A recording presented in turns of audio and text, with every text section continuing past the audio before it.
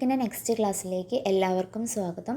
ഇതുവരെയുള്ള ക്ലാസ്സൊക്കെ എല്ലാവർക്കും കറക്റ്റ് മനസ്സിലായി എന്ന് വിചാരിക്കുന്നു. നമ്മൾ കഴിഞ്ഞ ക്ലാസ്സിൽ ബിൽഡിംഗ് ബൈ ലോൻ്റെ ഫസ്റ്റ് ക്ലാസ് എടുത്തിട്ടുണ്ടായിരുന്നു. അതിൽ നമ്മൾ ചാപ്റ്റർ 1 ഒരു ഹാഫ് പോർഷനാണ് കവർ ചെയ്തിട്ടുണ്ടായിരുന്നത്. അതിൻ്റെ കണ്ടിന്യൂഷനാണ് നമ്മളിപ്പം ഇന്നത്തെ ക്ലാസ്സിൽ എടുക്കാൻ പോകുന്നത്. അപ്പം KBRനെ കുറിച്ചും അതിനെ ഡീറ്റെയിൽസൊക്കെ കഴിഞ്ഞ ക്ലാസ്സിൽ പറഞ്ഞിട്ടുണ്ടായിരുന്നു. അതിൽ വെച്ചിട്ട് തന്നെ അതിൻ്റെ കണ്ടിന്യൂഷനാണ് നമ്മളിപ്പം ഇന്നത്തെ ക്ലാസ്സിൽ എടുക്കാൻ പോകുന്നത്.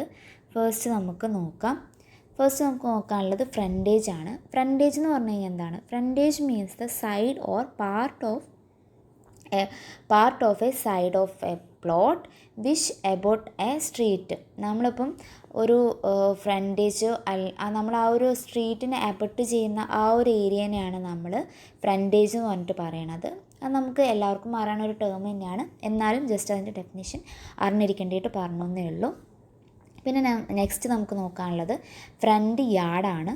Front yard means an open space extending laterally along the front side, main entrance side of a ground floor of a building and forming a part of the plot. നമ്മൾ ആ ബിൽഡിങ്ങിൻ്റെ മെയിൻ എൻട്രൻസ് സൈഡിനെയാണ് നമ്മളിപ്പം front yard എന്ന് പറഞ്ഞിട്ട് പറയുന്നത്.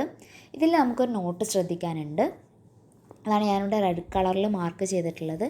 അതെന്താണെന്ന് വെച്ചാൽ when more than one entrance to a building are provided at the ground floor, the entrance giving access to the major portion of the ground floor shall be considered as the main entrance.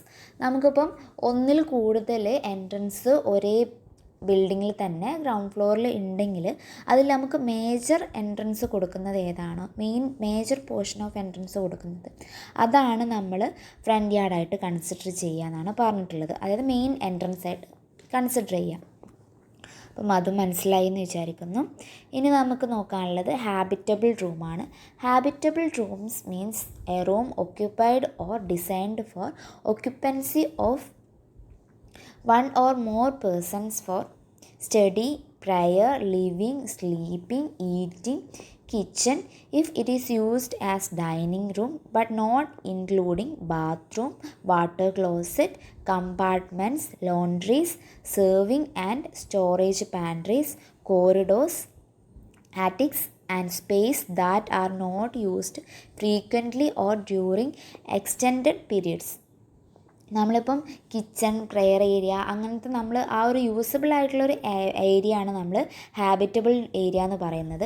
പക്ഷേ അതിൽ നമ്മൾ ഈ bathroom, water closet, ലോണ്ട്രീസ് അങ്ങനത്തെ കാര്യങ്ങളൊന്നും include ചെയ്യില്ല എന്നും എടുത്ത് പറയുന്നുണ്ട്. ഇതൊക്കെ നിങ്ങൾ ആ ഡെഫിനേഷൻ കറക്റ്റ് മനസ്സിലാക്കി വെക്കുക എന്നുള്ളതിനെ കൊണ്ട് മാത്രം ഞാൻ വായിക്കുന്നതാണ്. എഴുതി വെക്കുകയാണെങ്കിൽ എഴുതി വെക്കുക, അല്ലെങ്കിൽ ഞാൻ പറഞ്ഞ പോലെ ആ ഒരു KBR നിങ്ങൾക്ക് ഡൗൺലോഡ് ചെയ്യാൻ പറ്റുകയാണെങ്കിൽ ഡൗൺലോഡ് ചെയ്തിട്ട് പഠിക്കാം. അപ്പം അതിൽ കുറേ ടേംസ് വരുന്നുണ്ട്. വായിക്കുമ്പോൾ നമുക്ക് അത്ര ഇൻട്രസ്റ്റഡ് ആയിക്കൊള്ളുന്നില്ല. അതുകൊണ്ടാണ് ഞാൻ അതിപ്പം ക്ലാസ് അതിൽ ഇമ്പോർട്ടൻ്റ് ആയിട്ടുള്ള കുറച്ച് ഇമ്പോർട്ടൻ്റ് എന്നല്ല, അതിൽ കൂടുതലായിട്ട് ഞാൻ എടുത്തിട്ടുണ്ട്. ജസ്റ്റ് അറിഞ്ഞിരിക്കേണ്ടതെന്ന് തോന്നിയിട്ടുള്ള കാര്യങ്ങളും കൂടെ ആഡ് ചെയ്തിട്ടുള്ളത്. ഹാബിറ്റബിൾ റൂം എന്ന് പറഞ്ഞു കഴിഞ്ഞാൽ ഇത്രയേ ഉള്ളൂ. പിന്നെ നമുക്ക് നെക്സ്റ്റ് നോക്കാനുള്ളത് ഹെഡ് റൂം ആണ്. Head room means the clear vertical distance measured from the finished floor surface to the finished ceiling surface.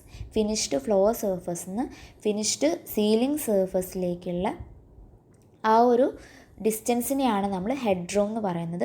Where a finished ceiling is not provided the under side of the joist or beam or tie beams shall be determine the upper joints of the measurements. ഇപ്പോൾ നമ്മൾ ആ ഒരു correct complete അല്ലാത്തൊരു ബീമാണെങ്കിൽ അതിൻ്റെ വേറെ രീതിയിൽ എങ്ങനെയാണ് നമ്മൾ എടുക്കുക എന്നുള്ളതാണ് പറഞ്ഞിട്ടുള്ളത്. അപ്പം അതും ഞാനിവിടെ പിക്ചറിൽ കാണിച്ചിട്ടുണ്ട്, ആ ഹെഡ് റൂമിൻ്റെ ഡിസ്റ്റൻസും കാര്യങ്ങളും. അപ്പം അതും നിങ്ങൾ അറിഞ്ഞിരിക്കേണ്ടതാണ്. അപ്പം ഹെഡ് റൂം എന്താണെന്ന് നിങ്ങൾക്ക് എല്ലാവർക്കും മനസ്സിലായി എന്ന് വിചാരിക്കുന്നു. പിന്നെ നമുക്ക് നോക്കാനുള്ളത് കുൾഡി സാക്കാണ്. കുൾഡി സാക്ക് എന്ന് പറയുന്ന സമയത്ത് ജസ്റ്റ് നിങ്ങൾ അറിഞ്ഞിരിക്കേണ്ട ഒരു ടേമാണ്. Means a street with dead end having adequate manoeuvring space facility for vehicle. അപ്പോൾ അതൊരു ഇപ്പോൾ ഞാൻ പിക്ചറിൽ അത് ജസ്റ്റ് ഒന്ന് മനസ്സിലാക്കേണ്ടിയിട്ട് ആഡ് ചെയ്തതാണ്. ഒരു ഗ്രിഡ് പാറ്റേണും കുൾഡിസാക്ക് എന്ന് പറയുകയാണെങ്കിൽ ഇതാണ് ഒരു അൺഈവൺ ആയിട്ടുള്ള ഒരു കറക്റ്റായിട്ടുള്ളൊരു പാത്തൊന്നും ആയിരിക്കില്ല. ഒരു ഡെഡ് എൻഡ് ആയിരിക്കും. പിന്നെ adequate manoeuvring space facility for vehicle ആയിരിക്കും. അപ്പം ഇത് കറക്റ്റ് നിങ്ങൾക്ക് പിക്ചർ നോക്കുമ്പോൾ ഒരു ഐഡിയ കിട്ടുന്നെന്ന് വിചാരിക്കുന്നു.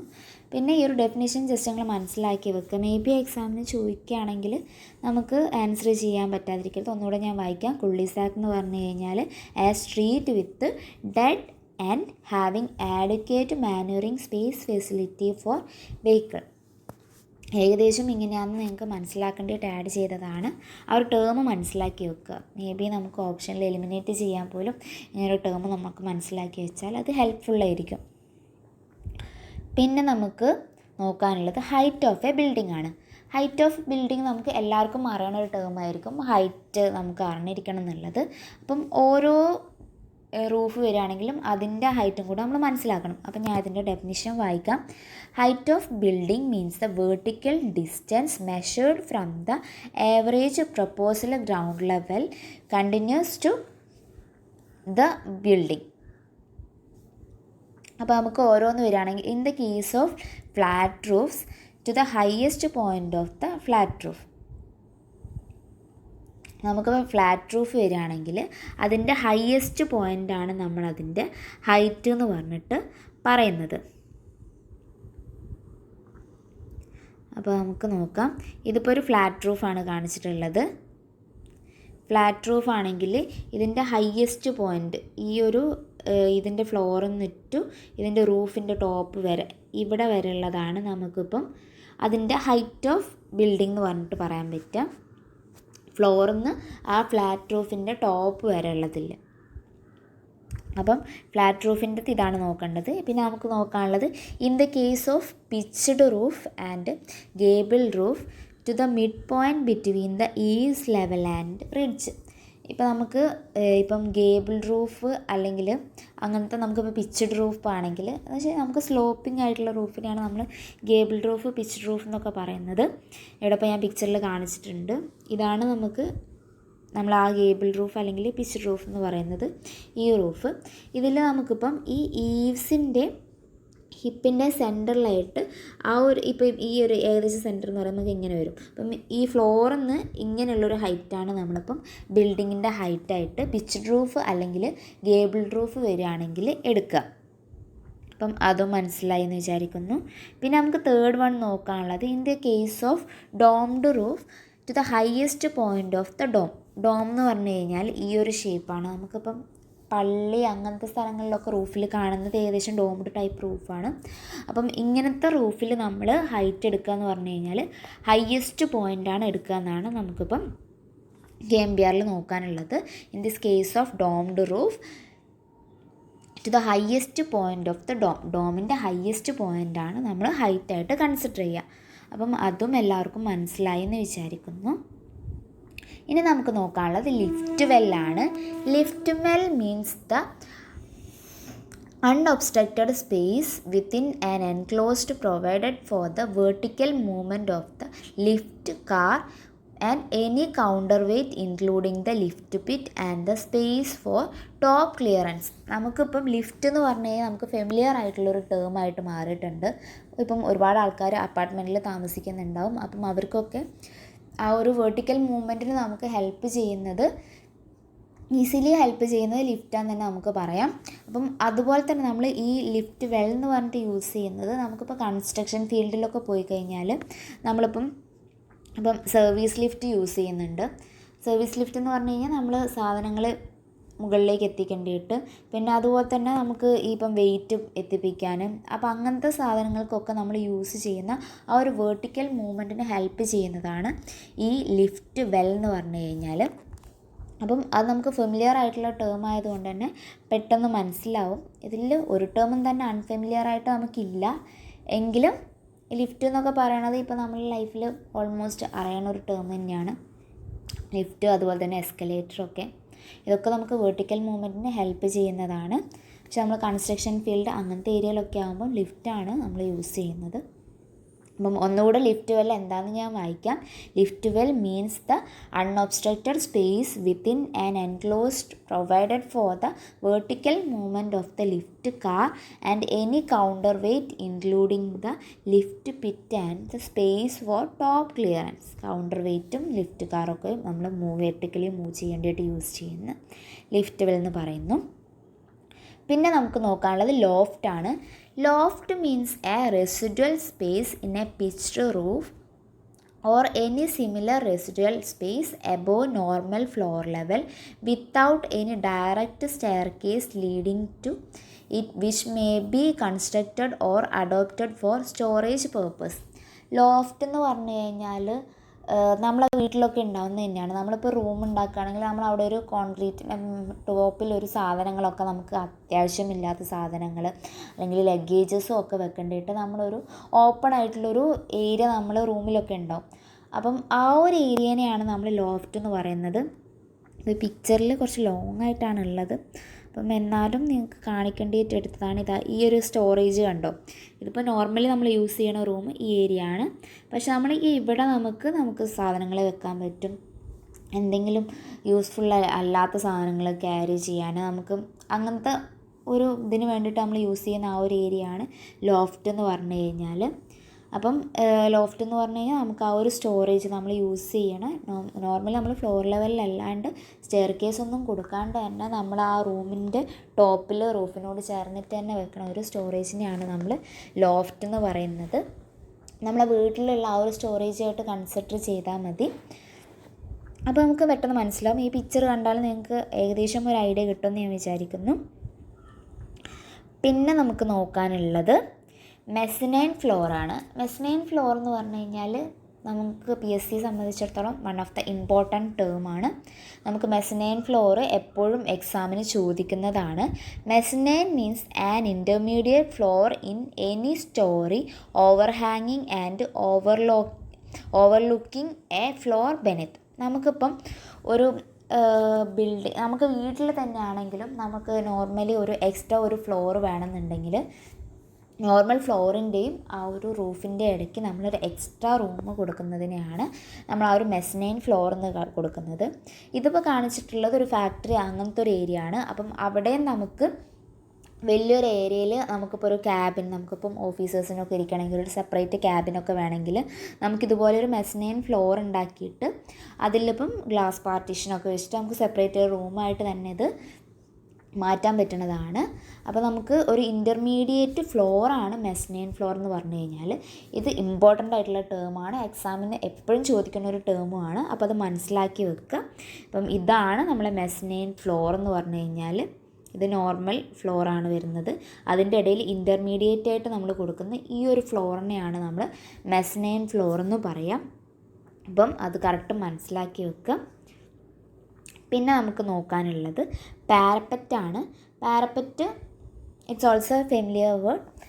Means a low wall not more than 1.2 meter in height building along the edge of a roof or a floor. നമ്മളിപ്പം പാരപ്പറ്റ് എന്ന് പറഞ്ഞു കഴിഞ്ഞാൽ നമ്മളെ വീടിൻ്റെ മുകളിൽ നമ്മളെന്താ പുറത്തേക്ക് വീഴാതിരിക്കാനും ഒരു പ്രൊട്ടക്ഷന് വേണ്ടിയിട്ടൊക്കെ കൊടുക്കുന്ന ആ ഒരു വാളില്ലേ, അതിനെയാണ് നമ്മൾ പാരപ്പറ്റ് എന്ന് പറയുന്നത്. അതിൻ്റെ ഹൈറ്റ് 1.2 meter കൂടാൻ പാടില്ല. പാരപ്പറ്റിൻ്റെ ഒരു പിക്ചർ ഞാൻ അവിടെ കാണിച്ചിട്ടുണ്ട്. അപ്പം ഇതാണ് പാരപ്പറ്റ്. നമുക്ക് ഇതും ഫെമിലിയർ ആയിട്ടുള്ള നമ്മൾ എല്ലാവരെയും വീട്ടിൻ്റെ മുകളിൽ ഓൾമോസ്റ്റ് ഉണ്ടാകുന്നൊരു പ്രൊട്ടക്റ്റീവ് വാൾ തന്നെയായിരിക്കും പാരപ്പറ്റ് വാൾ എന്ന് പറഞ്ഞു കഴിഞ്ഞാൽ. അപ്പം ഇതെല്ലാവർക്കും മനസ്സിലായി എന്ന് വിചാരിക്കുന്നു. പിന്നെ നമുക്ക് നോക്കാനുള്ള ടേം പെർമിറ്റാണ്. പെർമിറ്റ് എന്ന് പറഞ്ഞു കഴിഞ്ഞാൽ it means a permission or authorization in writing by the secretary to carry out work. നമുക്കിപ്പോൾ ഒരു വർക്ക് സ്റ്റാർട്ട് ചെയ്യണമെങ്കിൽ അത് ക്യാരി ഔട്ട് ചെയ്യണമെങ്കിൽ നമുക്കൊരു പെർമിഷൻ ആവശ്യമുണ്ട്. അപ്പം ആ ഒരു പെർമിഷൻ തരുന്നതിനെയാണ് നമ്മൾ പെർമിറ്റ് എന്ന് പറയുക. അപ്പം it's A permission or authorization in writing by the secretary to carry out the work. Secretary നമുക്കിപ്പോൾ ഒരു വർക്ക് ക്യാരി ഔട്ട് ചെയ്യേണ്ടിയിട്ട് തരുന്ന ആ ഒരു പെർമിഷനെയാണ് നമ്മൾ പെർമിറ്റ് എന്ന് പറയുക. നമുക്കിപ്പോൾ ബിൽഡിംഗ് പെർമിറ്റ് എന്നൊക്കെ നമ്മളെല്ലാവരും കേട്ടിട്ടുണ്ടോ. അപ്പം ആ ടേം ജസ്റ്റ് പറഞ്ഞു എന്നേ ഉള്ളൂ. പിന്നെ നമുക്ക് നെക്സ്റ്റ് നോക്കാനുള്ളത് പ്ലിന്താണ്. Plinth means the portion of a structure between the surface of the surrounding ground and the surface of the floor first above the ground. നമുക്ക് ആ ഒരു ഗ്രൗണ്ടിൻ്റെ ലെവൽ, ആ ഒരു പ്ലിന്ത് ഏരിയ എന്ന് പറഞ്ഞിട്ട്, പ്ലിന്ത് എന്ന് പറഞ്ഞ ടേം നമുക്ക് ഫെമിലിയർ ആയിട്ടുള്ളൊരു ടേം ആയിരിക്കും. ഇപ്പം പ്ലിന്ത് എന്ന് പറഞ്ഞു കഴിഞ്ഞാൽ ഇതാണ്. നമുക്കിപ്പം ഈ ഒരു സ്റ്റെപ്പ് കൊടുക്കുന്ന ആ ഒരു ഏരിയയില്ലേ, ഇതാണ് നമുക്ക് പ്ലിന്ത് എന്ന് പറയുക. ഇവിടെ ഇപ്പോൾ ഞാൻ കളർ ചെയ്ത് കാണിക്കുന്നുണ്ട്. ഇതാണ് നമ്മളെ പ്ലിന്ത് എന്ന് പറഞ്ഞു കഴിഞ്ഞാൽ. അത് നമുക്ക് ബിൽഡിങ്ങിനെ സംബന്ധിച്ചിടത്തോളം മനസ്സിലാക്കി വെക്കേണ്ട ടേം തന്നെയാണ്. ഒന്നുകൂടെ ഞാൻ വായിക്കാം. Plinth means the portion of a structure between the surface of the surrounding ground and the surface of the floor. ഫ്ലോറിൻ്റെ ഗ്രൗണ്ടിൻ്റെ ഇടയിലുള്ള ആ ഒരു ഏരിയനെയാണ്, ആ ഒരു തിക്നെസ്സിൽ വരുന്ന ആ ഒരു പോർഷനാണ് നമ്മൾ പ്ലിന്ത് എന്ന് പറയുന്നത്. പിന്നെ നമുക്ക് നോക്കാനുള്ളത് പ്ലിന്ത് ഏരിയ ആണ്.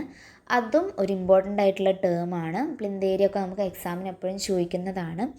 Plinth area means the area of the building at the plinth level and shall not include the area of open porch not enclosed by wall uncovered staircase. നമുക്കിപ്പം ആ ഒരു പ്ലിന്ത് ലെവലിൽ വരുന്ന കംപ്ലീറ്റ് ഏരിയനെയാണ് നമ്മൾ plinth area എന്ന് പറയുന്നത്. പക്ഷേ അതിൽ ഓപ്പൺ പോർച്ച് വരില്ല, അതുപോലെ തന്നെ അൺകവേർഡ് സ്റ്റെയർ കേസും നമ്മൾ ആഡ് ചെയ്യുന്നില്ല. അപ്പോൾ നമുക്ക് എൻക്ലോസ്ഡ് ബൈ വാളിൽ എൻക്ലോസ് ചെയ്യാത്ത ഓപ്പൺ പോർച്ചാണ് കേട്ടോ പറഞ്ഞത്. അപ്പം അത് മനസ്സിലാക്കി വെക്കുക. ഈ പ്ലിന്ത് ലെവലിൽ വരുന്ന ആ ഒരു ഏരിയനെയാണ് നമ്മൾ പ്ലിന്ത് ഏരിയ എന്ന് പറയുന്നത്. അപ്പം അതിൽ ഓപ്പൺ പോർച്ച് വരണില്ല, അൺകവേർഡ് സ്റ്റെയർ കേസ് വരണില്ല. അപ്പോൾ അതൊക്കെ അങ്ങനെ തന്നെ മനസ്സിലാക്കി വെക്കുക. അപ്പം ഇതും എല്ലാവർക്കും മനസ്സിലായി എന്ന് വിചാരിക്കുന്നു. ഫെമിലിയർ ആയിട്ടുള്ള ടേമാണ്, എങ്കിലും അറിയാത്തവരുണ്ടെങ്കിൽ മനസ്സിലായിക്കോട്ടെ എന്ന് വിചാരിച്ചിട്ട് ആഡ് ചെയ്യുന്നതാണ്. നമ്മളെ സംബന്ധിച്ചിടത്തോളം ഇതൊക്കെ അറിഞ്ഞിരിക്കേണ്ട ടേം തന്നെയാണ്. പിന്നെ നമുക്ക് നെക്സ്റ്റ് നോക്കാനുള്ളത് പ്ലോട്ടാണ്. Plot means a parcel or piece of a land enclosed by defined boundaries as described in the document in support of ownership of the plot. നമുക്ക് ഒരു പീസ് ഓഫ് ലാൻഡിനെയാണ് നമ്മൾ പ്ലോട്ട് എന്ന് പറയാം. അതിന് നമുക്ക് പ്രത്യേകിച്ചൊരു ഡോക്യുമെൻറ്റും കാര്യങ്ങളൊക്കെ ഉണ്ടാവും. നമുക്കറിയാം, നമുക്കിപ്പോൾ വീടിൻ്റെ പ്ലാന്, നമുക്കിപ്പം പെർമിറ്റ്, ഇതൊക്കെ കിട്ടണമെങ്കിൽ നമുക്ക് അതിൻ്റെ പക്ക കറക്റ്റ് ഡീറ്റെയിൽസൊക്കെ ഉണ്ടാവും. ആ ഒരു സാധനത്തിന് തന്നെയാണ് നമ്മളിപ്പം പ്ലോട്ട് എന്ന് പറയുന്നത്. പ്ലോട്ട് എന്ന് പറഞ്ഞു കഴിഞ്ഞാൽ എല്ലാവർക്കും കറക്റ്റ് മനസ്സിലായി എന്ന് വിചാരിക്കുന്നു. പിന്നെ നമുക്ക് പ്ലോട്ട് ഏരിയ നോക്കാനുണ്ട്. Plot area means the area of the land as per the record of the revenue authorities as authenticated by a position certificate land tax receipt issued by the village officer. നമുക്കിപ്പോൾ plot area എന്ന് പറഞ്ഞു കഴിഞ്ഞാൽ അതൊരു record ചെയ്തിട്ടുള്ള ആ ഒരു land area ആണ്. അതിനെയാണ് നമ്മൾ പ്ലോട്ട് ഏരിയ എന്ന് പറയുന്നത്. അതിന് നമുക്ക് പല ലാൻഡ് റെസിപ്റ്റ് ഉണ്ടാവും. പിന്നെ അതുപോലെ തന്നെ ആ ഒരു ടാക്സേഷൻ, നമ്മൾ ടാക്സ് അടിക്കുന്നതിൻ്റെ ആ ഒരു ഡീറ്റെയിൽസും കാര്യങ്ങളും ഒക്കെ അടങ്ങിയിട്ടുള്ള ആ ഒരു ഇതിലെയാണ് നമുക്ക് പ്ലോട്ട് ഏരിയ വരുന്നത്. ഒന്നുകൂടെ ഞാൻ വായിക്കാം. Plot area means the area of the land as per the record of the റവന്യൂവിൻ്റെ റെക്കോർഡ് പ്രകാരമുള്ള ആ ഒരു ലാൻഡിൻ്റെ ഏരിയ ആണ് നമ്മൾ പറയുന്നത്. അത് കറക്റ്റ് എല്ലാവർക്കും മനസ്സിലായി എന്ന് വിചാരിക്കുന്നു. ഇതിനെക്കുറിച്ച് കൂടുതൽ പറഞ്ഞു കഴിഞ്ഞാൽ കൺഫ്യൂഷൻ ആവും. ജസ്റ്റ് ആ ടേം വായിക്കുക, നമുക്ക് അറിയണ ഒരു കാര്യം അത് മൈൻഡിൽ ഫിക്സാക്കി വെക്കുക. അത്ര അറിഞ്ഞിരിക്കാനുള്ളതേ ഉള്ളൂ. കാരണം ഇത് ഡീറ്റെയിൽഡ് ആയിട്ട് ഇതിൻ്റെ ഡിസ്ക്രിപ്ഷൻ പറയുന്നുണ്ടെങ്കിൽ കൂടെ, ഡെഫിനിഷൻ പറയുന്നുണ്ടെങ്കിൽ കൂടെ നമുക്ക് അറിയണ ഒരു ടേമാണ്. അപ്പോൾ നമുക്ക് വായിച്ചിട്ട് മനസ്സിലാക്കുന്ന കാര്യം അതുപോലെ മനസ്സിലാക്കി വെക്കുക. അപ്പോൾ ഞാൻ ഇതിനെക്കുറിച്ച് ഡീറ്റെയിൽഡ് ആയിട്ട് പറഞ്ഞു കഴിഞ്ഞാൽ ചിലപ്പോൾ നിങ്ങൾക്ക് കൺഫ്യൂഷൻ ആവാൻ ചാൻസ് ഉണ്ട്. അപ്പം പ്ലോട്ട് ഏരിയ നിങ്ങൾക്ക് കറക്റ്റ് മനസ്സിലായി എന്ന് വിചാരിക്കുന്നു. ഒന്നുകൂടെ ഞാൻ ഡെഫിനിഷൻ വായിക്കാം. Plot area means the area of the land as per the record of the revenue authorities as authenticated by a position certificate land tax receipt issued by the village officer. അത്രയേ ഉള്ളൂ. പിന്നെ നമുക്ക് next നോക്കാനുള്ളത് യാർഡാണ്. Yard means an open space at ground level between a building and the adjoining boundary line of the plot unoccupied and unobstructed except the encroachment of the structures specially permitted by these rules on the same plot with a building. All yard measurements shall be in minimum distance between the front, rear and the side yard plot boundaries, as the case may be, and the nearest point of the building, including enclosed porches. Every part of yard shall be accessible from every part of the same yard. അപ്പം ഇതിൻ്റെ definition detailed ആയിട്ട് പറയുന്നുണ്ടെന്നേ ഉള്ളൂ. അപ്പോൾ നമുക്കൊരു open space of the ground ലെവലാണ്. നമുക്കിപ്പം ആ ഒരു ബൗണ്ടറിയിൽ നിന്ന് നമുക്ക് ആ ഒരു ബിൽഡിങ്ങിലേക്കുള്ള ആ ഒരു ഓപ്പൺ സ്പേസിനെയാണ് നമ്മളിപ്പം യാർഡ് എന്ന് പറയുന്നത്. അപ്പോൾ നമ്മളതിന് ഇപ്പം side yard, rear yard, front yard എന്ന് പറഞ്ഞിട്ട് ക്ലാസിഫൈ ചെയ്തിട്ടുണ്ട്. അപ്പം അതിൽ റിയർ യാർഡ് എന്ന് പറഞ്ഞു കഴിഞ്ഞാൽ it's a open space extending laterally along the rear side of the plot and forming a part of the plot. Any side yard can be interchanged with rear yard. അപ്പോൾ rear yard എന്ന് പറഞ്ഞു കഴിഞ്ഞാൽ അതിൻ്റെ സൈഡിൽ വരുന്ന ആ ഒരു നമുക്ക് ആ ഒരു സ്പേസ്, ആ ഒരു ബൗണ്ടറി ബിൽഡിങ്ങും തമ്മിലുള്ള ആ ഒരു ഡിസ്റ്റൻസിനെയാണ്. അപ്പം അതും കറക്റ്റ് മനസ്സിലാവുന്നുണ്ടെന്ന് വിചാരിക്കുന്നു. പിന്നെ നമുക്ക് റിയർ യാർഡ്, സൈഡ് യാർഡ് നോക്കാനുണ്ട്. Side yard means an open space extending laterally between any side of a building and the boundary of the plot facing that side other than front and rear yard and forming part of the plot. Any side yard can be interchanged with rear yard. ഇപ്പം any side yard can be interchanged with rear യാർഡാണ്. അപ്പം അതും correct മനസ്സിലാക്കി വെക്കുക. ഇതും ഒരു open space ആണ്, any side of the building ആണ്. അപ്പം അത് അങ്ങനെ തന്നെ മനസ്സിലാക്കി വെക്കേണ്ട ഒരു ടേമാണ്. അപ്പം ഇത് കറക്റ്റ് മനസ്സിലായി എന്ന് വിചാരിക്കുന്നു. Front yard, side yard, rear yard നമുക്ക് പിക്ചർ വെച്ചിട്ട് മനസ്സിലാക്കാൻ പറ്റും. ജസ്റ്റ് അതിൻ്റെ ഡെഫിനിഷൻ വായിച്ചു എന്നേ ഉള്ളൂ. അത് വെച്ചിട്ട് കൺഫ്യൂഷൻ ആവേണ്ട ആവശ്യമൊന്നുമില്ല, ജസ്റ്റ് മനസ്സിലാക്കി വെച്ചാൽ മതി. അപ്പം യാർഡിൻ്റെത് എല്ലാവർക്കും മനസ്സിലായില്ല. ഇനി നമുക്ക് സെറ്റ് ബാക്ക് നോക്കാനുണ്ട്. Set back means the prescribed building line drawn with reference to the center line or boundary of a street on the street side of which nothing can be erected or re-erected except compound wall. നമ്മളിപ്പം set back എന്ന് പറഞ്ഞു കഴിഞ്ഞാൽ it's also distance ആണ് നമ്മൾ കൊടുക്കുന്നത്. അതെന്ന് പറഞ്ഞു കഴിഞ്ഞാൽ നമുക്ക് ആ ഒരു ലൈനാണ്, നമുക്ക് line drawn with reference to the central line or boundary of the street ആണ്. അപ്പം അത് അങ്ങനെ തന്നെ മനസ്സിലാക്കി വെക്കുക. ഇതിപ്പോൾ നമ്മളിപ്പം ഫ്രണ്ട് യാർഡ്, സൈഡ് യാർഡ് എന്നൊക്കെ കൊടുക്കണ പോലെ തന്നെ ആ ഒരു ടേം തന്നെയാണ് നമുക്ക് സെറ്റ് ബാക്കിങ്ങിലും പഠിക്കാനുള്ളത്. സെറ്റ് ബാക്ക് ലൈൻ എന്ന് പറഞ്ഞു കഴിഞ്ഞാൽ പ്രിസ്ക്രൈബ്ഡ് ബിൽഡിംഗ് ലൈനാണ്, drawn with reference to the central line or boundary of the street on the street side of which nothing can be erected or re-erected except compound wall. Compound wall അല്ലാണ്ട് വേറെ ഒന്നും തന്നെ ആ ഒരു erect ചെയ്യാത്ത ആ ഒരു പോർഷനെയാണ് നമ്മൾ സെറ്റ് ബാക്ക് എന്ന് പറയുന്നത്. പിന്നെ നമുക്ക് സീവേജ് ഡ്രെയിൻ നോക്കാനുണ്ട്. Sewage drain means a drain used or constructed to the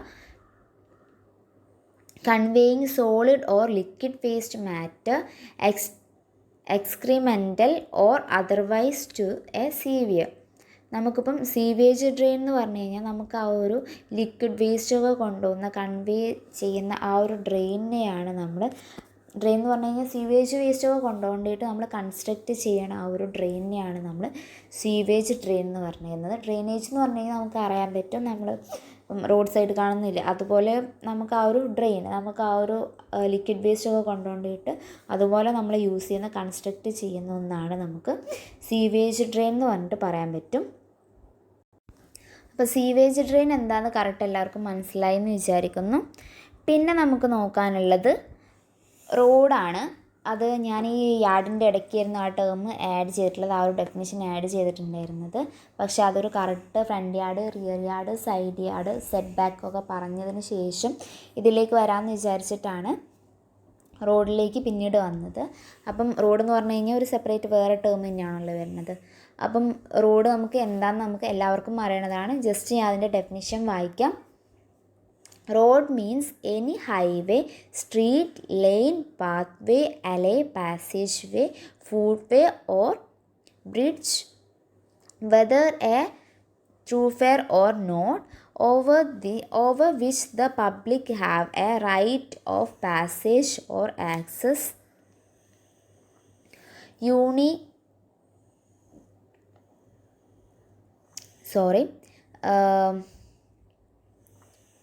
ഒന്നുകൂടെ ഞാൻ വായിക്കാം.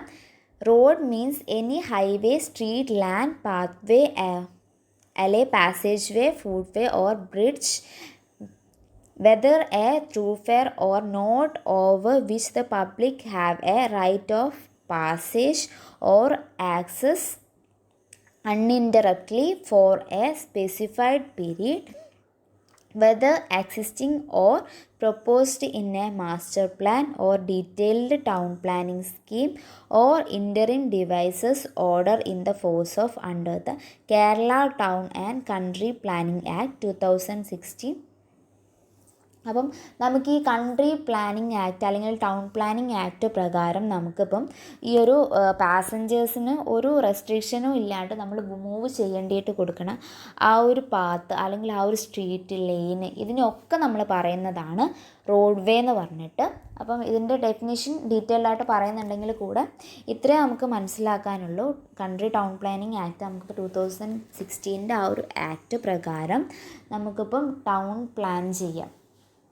ഒരു പാസഞ്ചേഴ്സിന് മൂവ് ചെയ്യേണ്ടിയിട്ട് കറക്റ്റ് നമുക്കിപ്പം ഒരു ഏരിയയിൽ നിന്ന് വേറൊരു ഏരിയയിലേക്ക് എത്തേണ്ടിയിട്ട് നമ്മൾ ആ ഒരു കറക്റ്റ് പാത്ത് കൊടുക്കുക, അല്ലെങ്കിൽ കറക്റ്റ് ഒരു സ്ട്രീറ്റ്, പാസേജ് വേ ഒക്കെ അല്ലെങ്കിൽ ഫുട് വേ പ്രൊവൈഡ് ചെയ്യുന്നതിനെയാണ് നമുക്കിപ്പം റോഡെന്ന് പറഞ്ഞിട്ട് പറയുന്നത്. ആ ഒരു ടേം കൺഫ്യൂഷൻ ആവുകയാണെങ്കിൽ ഞാൻ ഈ പറയുന്ന കാര്യങ്ങൾ മാത്രം നിങ്ങൾ മൈൻഡിലേക്ക് വെച്ചാൽ മതി.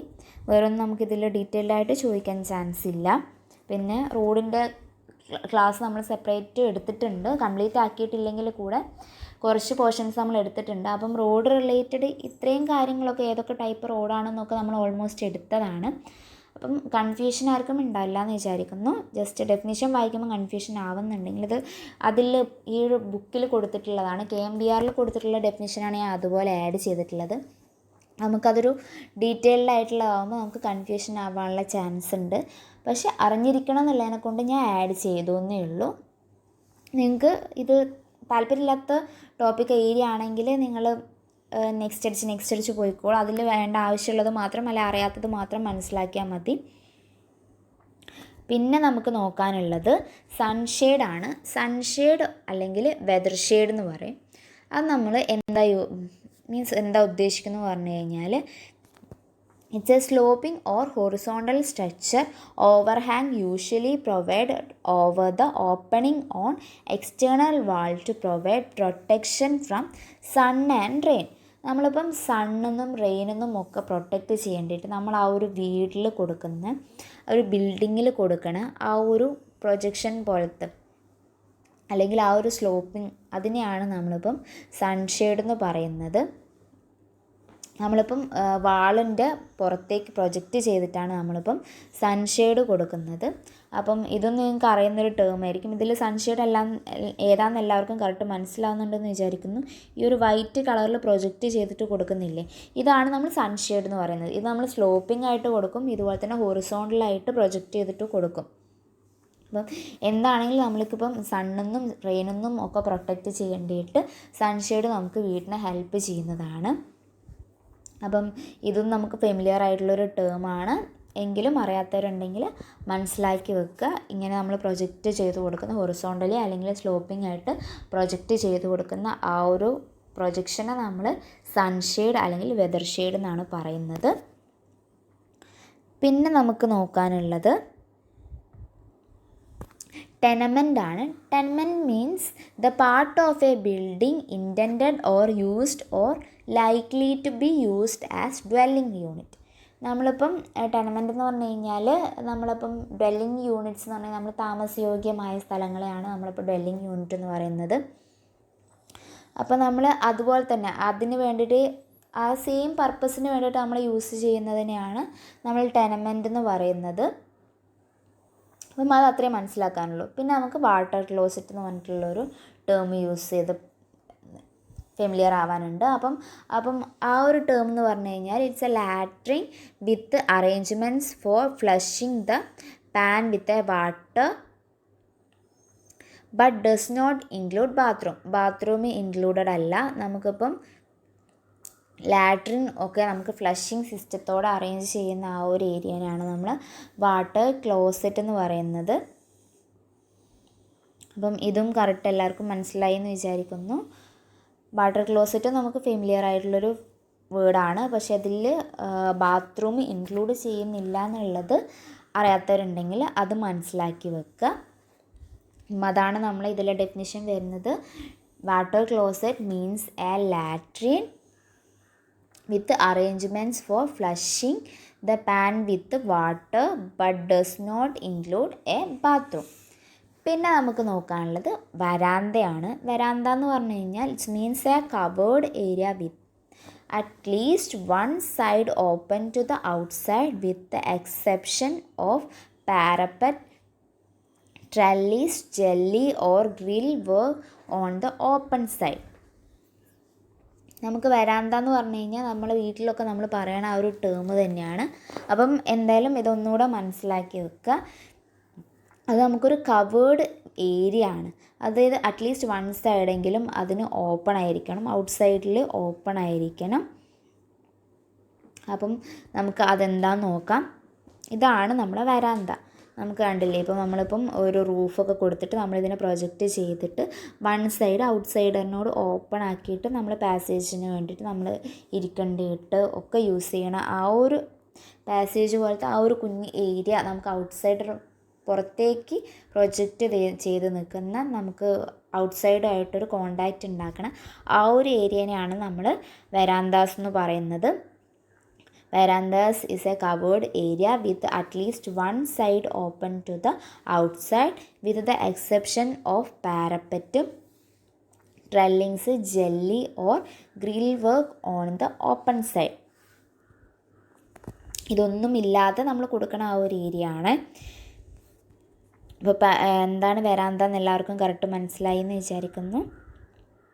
ഇനി നമുക്ക് നോക്കാനുള്ളത് വെയർ ഹൗസ് ആണ്. വെയർ ഹൗസ് എന്ന് പറഞ്ഞു കഴിഞ്ഞാൽ it means a building the whole or substance part of which is used or intended to be used for the storage of goods, whether for keeping or for sale or for any similar purpose, but does not include a storeroom attached and used for the proper function of the shop.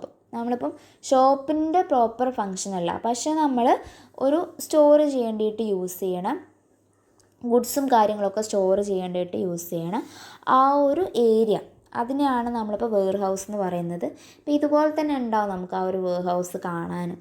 പക്ഷെ നമുക്കിത് ഷോപ്പും കാര്യങ്ങളും ഒന്നും തന്നെയല്ല. പക്ഷെ നമുക്ക് ആ ഒരു നമുക്ക് വലിയൊരു വർക്കൊക്കെ ഉണ്ടെങ്കിൽ നമുക്കത് സ്റ്റോറായിട്ട് വലിയൊരു സ്റ്റോർ റൂം പോലെ നമുക്ക് യൂസ് ചെയ്യാൻ പറ്റും.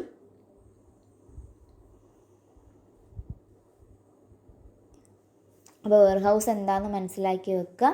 ഒരു ബിൽഡിങ് തന്നെയാണ് അത്. It's a whole or sustainable part of which is used or intended to be used for the storage of goods ആണ്. Whether for keeping or for sale or any similar purpose. നമുക്ക് വിൽക്കേണ്ടിയിട്ടായിരിക്കാം, store ചെയ്യേണ്ടിയിട്ടായിരിക്കാം, ഇതിന് വേണ്ടിയിട്ടൊക്കെ നമ്മൾ use ചെയ്യണം ആ ഒരു ബിൽഡിങ്ങിനെ നമ്മൾ വെയർ ഹൗസ് എന്ന് പറയും. പിന്നെ നമുക്ക് ലാസ്റ്റ് വൺ നോക്കാനുള്ളത് ഹട്ടാണ്. Hut means any building constructed principally of wood, mud, leaves, grass, thatch or such easily perishable material. Easily നമുക്ക് അവൈലബിൾ ആയിട്ടുള്ള ആ ഒരു മെറ്റീരിയൽസ് യൂസ് ചെയ്തിട്ട് നമ്മൾ ഉണ്ടാക്കുന്ന ആ ഒരു ബിൽഡിങ്ങിനെയാണ് നമ്മൾ ഹട്ട് എന്ന് പറയുക. ഇവിടെ 2 പിക്ചേഴ്സ് ഞാൻ കാണിച്ചിട്ടുണ്ട് ഹട്ടിൻ്റെ. അപ്പം ജസ്റ്റ് നിങ്ങൾക്ക് മൈൻഡിലേക്ക് ആ ഒരു ടേം വരേണ്ടിയിട്ടാണ് ഞാൻ മോസ്റ്റ്ലി അവൈലബിൾ ആയിട്ടുള്ള പിക്ചേഴ്സൊക്കെ കാണിക്കാൻ ശ്രമിച്ചത്.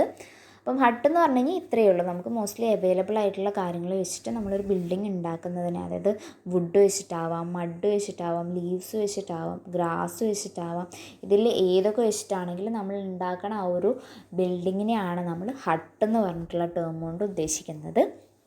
അപ്പം എല്ലാവർക്കും ഇന്നത്തെ ക്ലാസ് മനസ്സിലായി എന്ന് വിചാരിക്കുന്നു. ഡെഫിനിഷൻ മാത്രമായതുകൊണ്ട് ചില ടേംസൊക്കെ നമുക്ക് മേ ബി കൺഫ്യൂഷൻ ഉണ്ടാക്കാം, മേ ബി നിങ്ങൾക്ക് ക്ലിയർ ആവാമെന്നും തോന്നുന്നു. അപ്പോൾ നിങ്ങൾക്ക് മനസ്സിലാവുന്ന രീതിയിൽ ആ ടേംസ് എടുക്കുക. കൺഫ്യൂസിങ് ഫാക്റ്റ് ഉണ്ടെങ്കിൽ അത് നിങ്ങൾ ഒഴിവാക്കുക. കൂടുതൽ കൺഫ്യൂഷൻ ആവുന്നുണ്ടെങ്കിൽ നിങ്ങൾക്ക് അറിയുന്ന ടേമൊക്കെ ആണെങ്കിൽ അതിൻ്റെ ഡെഫിനിഷൻ വായിച്ചിട്ട് കൺഫ്യൂഷൻ ആക്കാൻ നിൽക്കണ്ട. ജസ്റ്റ് വായിച്ചിട്ട് അത് മനസ്സിലാക്കി ഇന്നതാണ് അതിൻ്റെ ഡെഫിനിഷൻ അറിഞ്ഞു വെക്കുക. പിന്നെ ഓൾമോസ്റ്റ് പോർഷൻസൊക്കെ ഞാൻ ആ ചാപ്റ്റർ 1 കവർ ചെയ്തു എന്ന് വിചാരിക്കുന്നു. തിയറി ഓൾമോസ്റ്റ് എല്ലാവർക്കും അത്ര നല്ല താല്പര്യമുള്ളതായിരിക്കില്ല. അത് തന്നെയാണ് നമുക്കിതിലും ബിൽഡിംഗ് ബൈ ലോയിൽ ഇപ്പം ഡെഫിനിഷൻ പഠിക്കുന്ന സമയത്തൊക്കെ ഫുള്ള് തിയറിയാണ് വരുന്നത്. അപ്പം അതിൻ്റെ ഇടയ്ക്ക് മാക്സിമം എന്നെക്കൊണ്ട് പറ്റുന്ന രീതിയിൽ കുറേ പിക്ചേഴ്സൊക്കെ ആഡ് ചെയ്തിട്ട് ആ ഒരു ടേം നിങ്ങൾക്ക് മൈൻഡിലേക്ക് ക്ലിക്ക് ആവേണ്ടിയിട്ട് മനസ്സിലാക്കേണ്ടിയിട്ടാണ് ചെയ്തിട്ടുണ്ടെന്ന് എനിക്ക് തോന്നുന്നു. അപ്പം പറ്റുന്നതൊക്കെ മനസ്സിലാക്കാൻ ശ്രമിക്കുക. അല്ലെങ്കിൽ നിങ്ങൾക്ക് തിയറി മാത്രം മനസ്സിലാക്കിയാൽ ഇപ്പം ക്ലാസ് എടുക്കുന്നതിൽ കൺഫ്യൂഷൻ ഉണ്ടെന്നുണ്ടെങ്കിൽ ആ ബുക്ക് പ്രിൻ്റ് ഔട്ട് എടുത്തിട്ടോ PDF ഡൗൺലോഡ് ചെയ്തിട്ടോ പഠിച്ചാൽ മതി. എങ്ങനെയാണെങ്കിലും നിങ്ങൾക്ക് ആ ഒരു ഐഡിയ കറക്റ്റ് കിട്ടിയാൽ മതി. ഇപ്പം പിക്ചേഴ്സ് വെച്ചിട്ട് നിങ്ങൾക്ക് മനസ്സിലാവുന്നുണ്ടെങ്കിൽ ആ രീതിയിൽ പിക്ചേഴ്സ് ആകുമ്പോൾ നമുക്ക് കുറച്ചുകൂടെ മൈൻഡിൽ നിൽക്കാൻ ചാൻസ് കൂടുതലാണ്. അതുകൊണ്ടാണ് മാക്സിമം ഞാൻ പിക്ചേഴ്സ് ആഡ് ചെയ്തിട്ട് ചെയ്യാൻ ശ്രമിക്കുന്നത്. അപ്പം ഇതിൽ ഇമ്പോർട്ടൻ്റ് ആയിട്ടുള്ള ടേമൊക്കെ ഇപ്പം മെസ്നൈൻ ഫ്ലോർ ആണെങ്കിൽ യാർഡ്, ഇപ്പം പിന്നെ അതുപോലെ തന്നെ ഇപ്പം കുൾഡീസാക്ക് എന്ന് പറഞ്ഞിട്ടുള്ളതൊക്കെ മേ ബി നമുക്കിതൊക്കെ ചോദിക്കാൻ ചാൻസ് ഉള്ളൊരു ടേംസാണ്. അപ്പം അതൊക്കെ നിങ്ങൾ പറ്റുന്ന രീതിയിൽ മനസ്സിലാക്കി വെക്കുക. പാരപ്പറ്റിൻ്റെ ഹൈറ്റ്, പിന്നെ ഹെഡ് റൂം, ഇതൊക്കെ നമുക്ക് എക്സാമിന് ചോദിച്ചിട്ട് വരുന്നതാണ്. അപ്പം എല്ലാവരും കറക്റ്റ് ഇത് ശ്രദ്ധിക്കുന്നുണ്ടെന്ന് തോന്നുന്നു. അപ്പം നമുക്ക് ആ ഒരു ടേം കറക്റ്റ് അറിയുന്ന രീതിയിൽ മനസ്സിലാക്കി വെക്കുക. നമ്മളെ മൈൻഡിൽ എങ്ങനെയാണോ നിൽക്കുക അതേ രീതിയിൽ അത് മനസ്സിലാക്കാൻ ശ്രമിക്കുക. അപ്പോൾ നമ്മളെ ചാപ്റ്റർ 1 ഇത്രയേ ഉള്ളൂ. ബിൽഡിംഗ് ബൈ ലോയിൽ KMBRൽ നമുക്ക് ചാപ്റ്റർ 1 ഓൾമോസ്റ്റ് പോർഷൻസൊക്കെ ഞാൻ കവർ ചെയ്തിട്ടുണ്ട്. അത്രയും വേണ്ടാന്ന് തോന്നിയിട്ടുള്ള ആ ഏരിയകളൊക്കെയാണ് ഞാൻ ഒഴിവാക്കിയത്. കംപ്ലീറ്റ് വേണമെന്നുള്ളവരാണെങ്കിൽ ആ ബുക്ക് നോക്കിയിട്ട് വായിക്കുക. എന്നാലും അത്യാവശ്യം ഏരിയാസൊക്കെ കവർ ചെയ്തിട്ടുണ്ട്.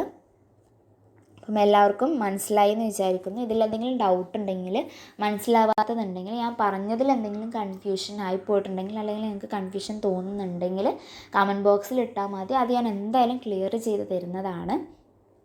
അപ്പം എല്ലാവർക്കും all the best and thank you.